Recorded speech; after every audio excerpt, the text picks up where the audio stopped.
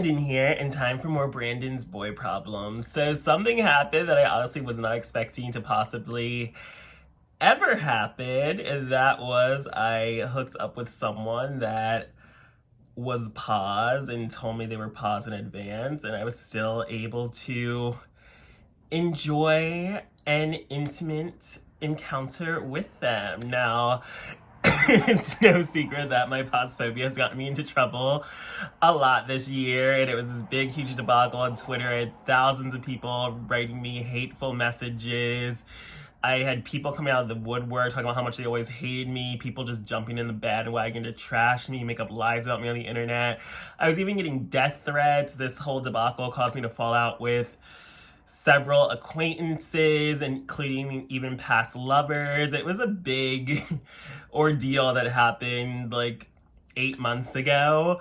And honestly, I didn't really care because it's like, if you don't agree with who I want to have sex with, like, I don't care. Like, my body, my choice. And yeah, like, it might be posphobic, but it's like, I've been saying the same thing for years and I don't have any regrets about it. It's like, as an HIV negative black gay man, I've always been aware of that statistic that 50% of black gay men are HIV positive or going to become HIV positive according to the CDC. So my preference is that I want a man that's also put in that much effort into his sexual health like I have to remain negative. I don't see that as an issue, but people are all up in arms. People always get offended whenever you say, like, you don't want to have sex with them because of their own life choices, because it's like, most likely you were not born paused. People are just out here having raw, unprotected sex, moving recklessly. Like, again, I'm a sexually active gay man that's had sex with hundreds of men. Like, again, and I'm sure I've had sex with some that were paused and didn't know it because they either didn't know they were paused or they were lying to me. And it happens. And honestly, that is why I'm on PrEP, because people lie and it's up to me to protect myself.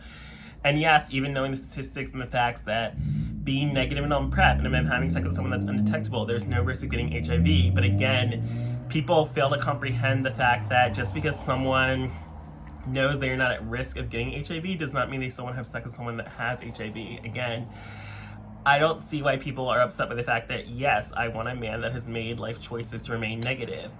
But again, when 50% of the black gay dating and sex pool is paused, it does become very difficult to try to navigate dating and hooking up when you already can't be with 50% of the population because of their HIV stats, and then you have to factor in everything else. Like, they're ugly, they're old, they're too young, they're terrible at conversation, they're a terrible person, I'm just not attracted to them, they're bottoms, so it's like we can't have sex anyway. So it's like, the dating pool is very, very small as a black gay man looking for love with another black gay man. So I kind of just got to a point where if I'm very attracted to someone and we have a lot in common, we're having a great time, then maybe it's possible to overlook their status. I mean, what happened with this encounter is that I was in LA and then I just got messaged by a guy on a dating app. I was on Jax, obviously, and he had a faceless profile. Normally, I'm like really skeptical, but he sent his pictures right away, and we started having great conversation. I thought he was really cute right off the bat, and like the conversation was going really well, and it wasn't even like a sexual conversation, which also helped because I feel like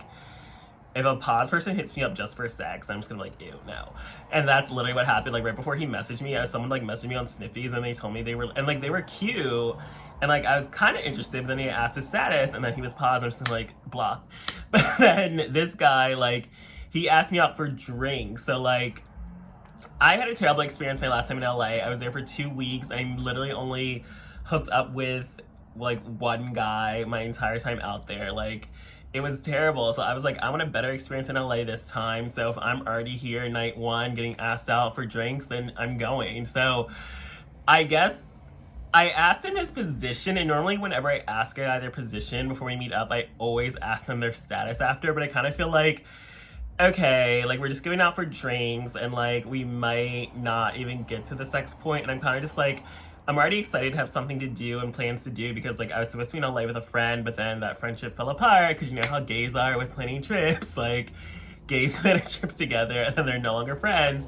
So I was like, okay, I'm excited to have plans. I'm excited to be going out on a date. I'm excited to have something to do, and like, he's cute. So I guess I'm going to not ask the HIV status question because you know what? I don't even want to have to cancel on him because like, I'm already just excited to have something to do. So he came over. He was really cute. I was attracted to him in person. We had a great conversation. He also was like very like led the conversation, which is also like rare for me to encounter. I feel like especially with black men, it's like the conversation skills are usually terrible. Like normally I always have to drive the conversation, be in control. So it was kind of nice to have him like guide the conversation in a way, and I guess I could be submissive for once. But yeah, and then like we were drinking and getting to know each other, and like I was into him, so I was like, yeah, I definitely want to fuck him. Like after like I'm only here for 2 nights, so if I already have a great date with a guy, why not end it with sex? So then, and we were already in my hotel, like getting drinks at the hotel bar. So then we like go upstairs, but like we get in the room, we're like making out, and he's like sitting in a chair, and then like I want to start undressing, and then he's like, I have to tell you something. And then like I instantly knew, oh my god, he's paused. Like whenever a man has something big and dramatic to tell you, especially a black gay man, and it's regarding sex, like, okay, you're part of the 50%, you're paused. And then he did tell me he's been paused for like 2 years. He's undetectable. He got it in his last relationship. They were like open, and like he claims to be a total top, and like his ex at the bottom infected him, but I'm always really skeptical of that because it's like, okay, it's not impossible for bottoms to infect tops, but you're most likely to get infected from bottoming. But again, whatever, take his word for it. And honestly, I was kind of just like, you know what? I'm on PrEP. He's negative. My edible made me really horny. I'm already buzzed. Like, I'm really attracted to him. I've had a great time with him. He's been nothing but polite and great, and he honestly told me before we had sex, and like some other guys will wait until you afterwards in hopes that, oh well, we already had sex, so there's no reason for you to reject me now that I'm telling you my status afterwards. Like my ex told me his pause ex told him that like after they were already involved with each other, and I'm like, that would disgust me. Like that I cannot forgive. Like you need to tell me before we were intimate. So you know what, we still had sex, and it was great. It was really intimate. I was really into passionate kissing, touching. He had a really thick dick. Like I don't know why LA men, like it's like the BBC capital. Like it's like big dicks everywhere. Even like when guys just send me dick pics, I'm just kind of like, oh my god, like how is every dick here huge? Like whatever they're putting in that California water is getting everyone a massive thick penis. But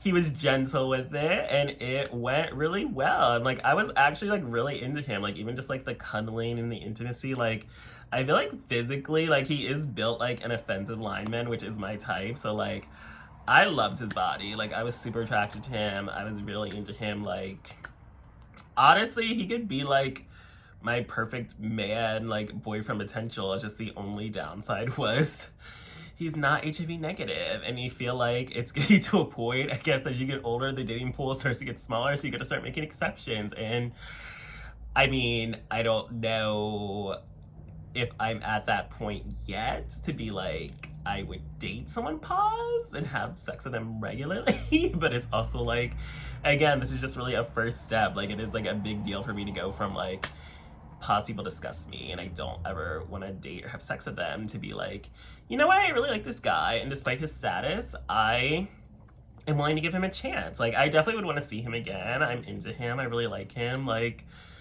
it was a great time. So now I am aware that I am capable of at least trying to look past someone as just being infected with HIV and acknowledge that they are still human and they still are worthy of love and sex. I mean, I didn't think they weren't worthy before. It was just like not worthy with me. But like, I feel like I'm now at a place where I'm willing to make exceptions if I like someone. So it's a big deal for me. It's been a complete 180 from where I was like 6 months ago, even like the day of, because again, I still rejected someone for their status like before having sex with this pause guy. But again, it's also, I feel like, all about the approach and whatnot. Because I went to Atlanta and I was really scared to go there for months because it's like, it's a very pos place, but again, the highest concentration of black gay man is gonna have a really high concentration of pos people.